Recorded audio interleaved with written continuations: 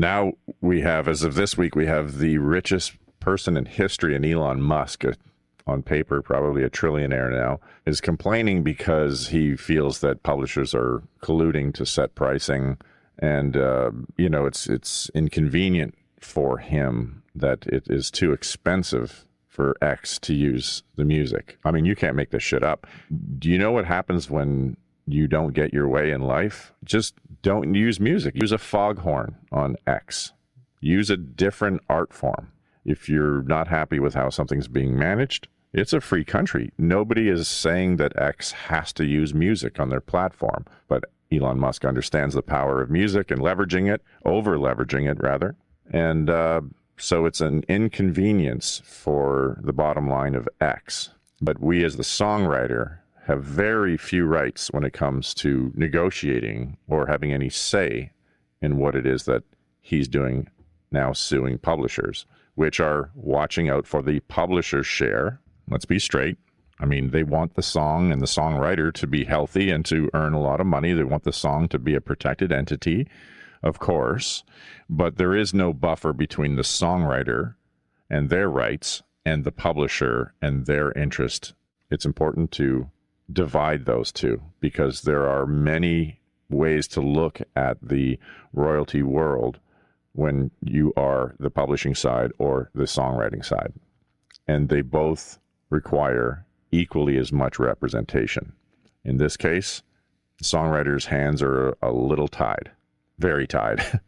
So I just want to explain today the fact that why there isn't a union for songwriters. The fact that the main reason is it's illegal. So that's why it doesn't exist. It will not exist until Congress passes a different law.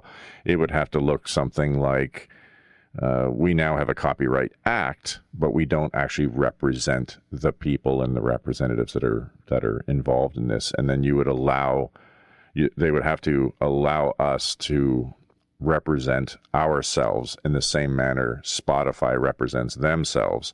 But this comes down to basic U.S. law. Maybe it's a convenience for music users, how it all came together. But that's the way it is.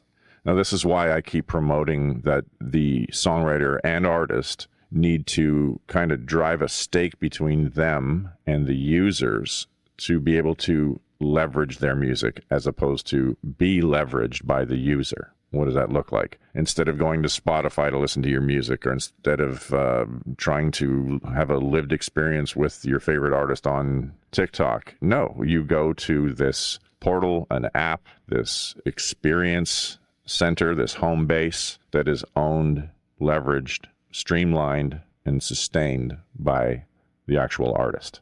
So fans out there, when you see or hear, catch wind in any form, any format of a song you like or an artist you like, your immediate instinct should be, how do I shut this app off and go directly to their website where this artist can give me an amazing experience and I can give them my money directly. I truly believe the creators of the future, this goes for musicians, this goes for producers. I mean, if you're teaching lessons online on somebody else's software platform because they just built a platform for guitar players to teach guitar or songwriters to teach songwriting, why the hell are you on there? I literally just built an app before this podcast. What was the software I was using? Let me check it out. Yeah, it's called Base 44. I'm not saying it's the answer to everything, but we are literally days, weeks, months, maybe a few years.